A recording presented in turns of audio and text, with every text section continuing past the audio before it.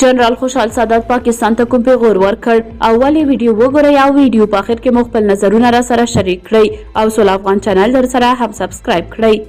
جان اڅکزی چې د څه وخت لپاره د بلوچستان د اطلاعاتو وزیر و هغه څو ورځې مخکې وویل چې که طالبان د ټي ټي پي سره مرسته کوي او یا هم په ډیورن فرضي کرښه کې په پاکستاني فوجیانو بریدونه وکړي نو پاکستان به له افغانستان څخه واخان ونیسي چې د هغه د دې خبرو ستر غبرګونونه راپارولي دي. استاذه په جمهوریت نظام کې د افغانستان د کورنۍ چارو وزارت ستر امنیتي مرستیال جنرال خوشحال سادات د بلوچ بیلتون پلو له لوري بلوچستان کې د پاکستان د سمندري ځواکونو پر اډې د نن شپې خونړۍ او ځپونکي برید ته غبرګون ښودلی دی. ښاغلي سادات د دې برید په اړه پر خپله ایکس ټولنیزه پاڼه لیکلي څوک چې د واخان د نیولو خوبونه ګوري اوس بلوچستان له لاسه ورکوي. د جمهوریت نظام د دغه پوځي چارواکي اشاره او ګوتڅنډنه ظاهرا د بلوچستان د اطلاعاتو پخواني وزیر جان اڅکزي هغو څرګندونو ته ده چې ویلي و که پاکستان وغواړي د افغانستان واخان هم والکا کولی شي. دا په داسې حال کې ده چې د بلوچستان پر تربت هوایي ډګر او د پاکستان د سمندري ځواکونو اډې باندې له تېرو څو ساعتونو راهیسې د بلوچ بیلتون پلو سخته جګړه روانه ده